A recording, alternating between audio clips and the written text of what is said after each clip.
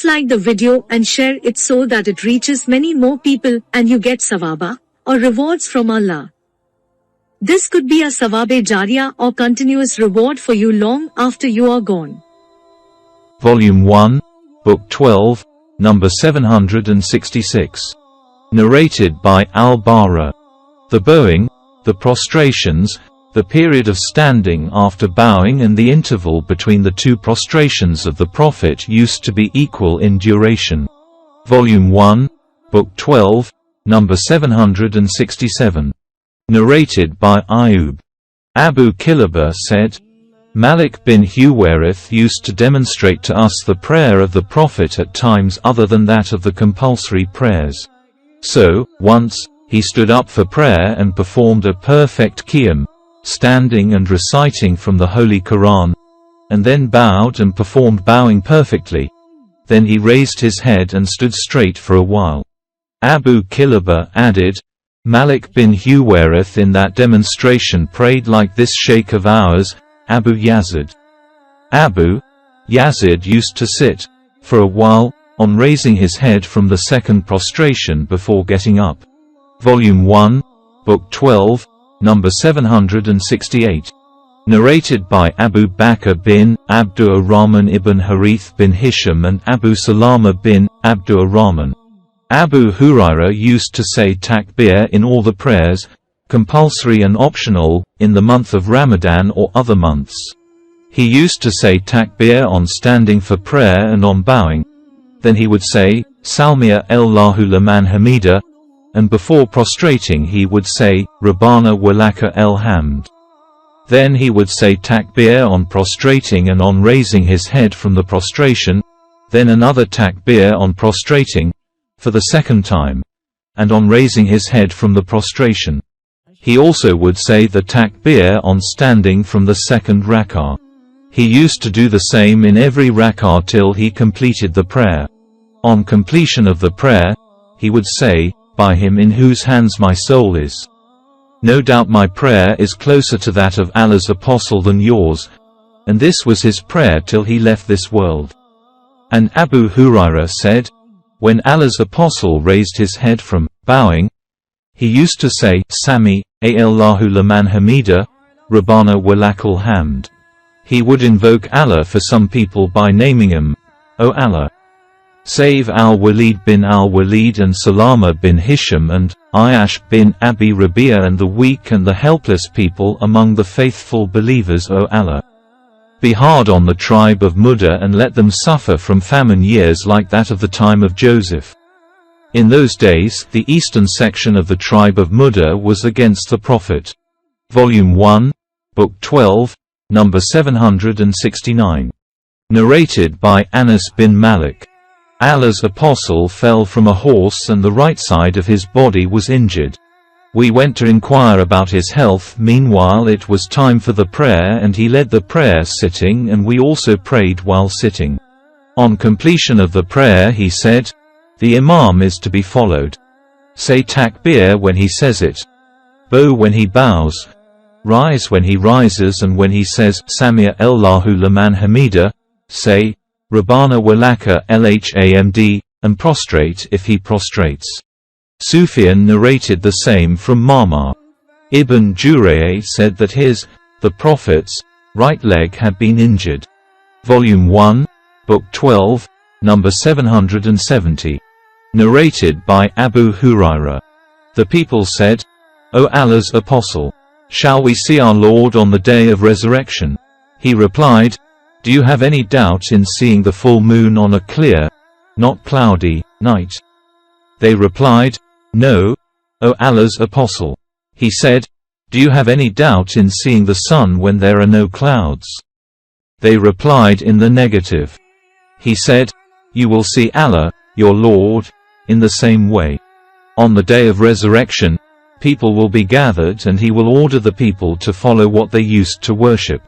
So some of them will follow the sun, some will follow the moon, and some will follow other deities, and only this nation, Muslims, will be left with its hypocrites. Allah will come to them and say, I am your Lord. They will say, We shall stay in this place till our Lord comes to us, and when our Lord will come, we will recognize him. Then Allah will come to them again and say, I am your Lord. They will say, You are our Lord. Allah will call them, and as Sirat, a bridge, will be laid across hell, and I, Muhammad, shall be the first amongst the apostles to cross it with my followers. Nobody except the apostles will then be able to speak, and they will be saying then, O Allah, save us. O Allah, save us. There will be hooks like the thorns of Sardan in hell. Have you seen the thorns of Sardan? The people said, Yes. He said, These hooks will be like the thorns of Sardan, but nobody except Allah knows their greatness in size, and these will entangle the people according to their deeds. Some of them will fall and stay in hell forever. Others will receive punishment, torn into small pieces, and will get out of hell, till when Allah intends mercy on whomever he likes amongst the people of hell. He will order the angels to take out of hell those who worship none but him alone. The angels will take him out by recognizing them from the traces of prostrations, for Allah has forbidden the hell fire to eat away those traces. So they will come out of the fire. It will eat away from the whole of the human body except the marks of the prostrations. At that time they will come out of the fire as mere skeletons. The water of life will be poured on them, and as a result they will grow like the seeds growing on the bank of flowing water. Then when Allah had finished from the judgments amongst his creations, one man will be left between hell and paradise, and he will be the last man from the people of hell to enter paradise. He will be facing hell, and will say, O Allah, turn my face from the fire, as its wind has dried me and its steam has burned me. Allah will ask him, Will you ask for anything more in case this favor is granted to you? He will say, No, by your honor, power. And he will give to his Lord, Allah, what he will of the pledges and the covenants. Allah will then turn his face from the fire. When he will face paradise and will see its charm, he will remain quiet as long as Allah will. He then will say, O my Lord, let me go to the gate of paradise. Allah will ask him, Didn't you give pledges and make covenants, to the effect that you would not ask for anything more than what you requested at first? He will say, O my Lord, do not make me the most wretched amongst your creatures. Allah will say, If this request is granted, will you then ask for anything else? He will say, No. By your power, I shall not ask for anything else. Then he will give to his Lord what he will of the pledges and the covenants. Allah will then let him go to the gate of paradise. On reaching then and seeing its life, charm, and pleasure, he will remain quiet as long as Allah wills, and then will say, O my Lord, let me enter paradise.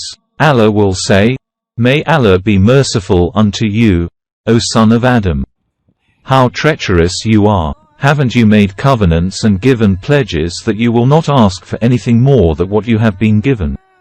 He will say, O my Lord, do not make me the most wretched amongst your creatures. So Allah will laugh and allow him to enter paradise, and will ask him to request as much as he likes. He will do so till all his desires have been fulfilled. Then Allah will say, Request more of such and such things. Allah will remind him, and when all his desires and wishes have been fulfilled, Allah will say, All this is granted to you and a similar amount besides. Abu Sa'id al-Khudri said to Abu Hurairah, Allah's apostle said, Allah said, That is for you and 10 times more like it. Abu Hurairah said, I do not remember from Allah's apostle except his saying, All this is granted to you and a similar amount besides. Abu Sa'd said, I heard him saying, That is for you and 10 times more the like of it.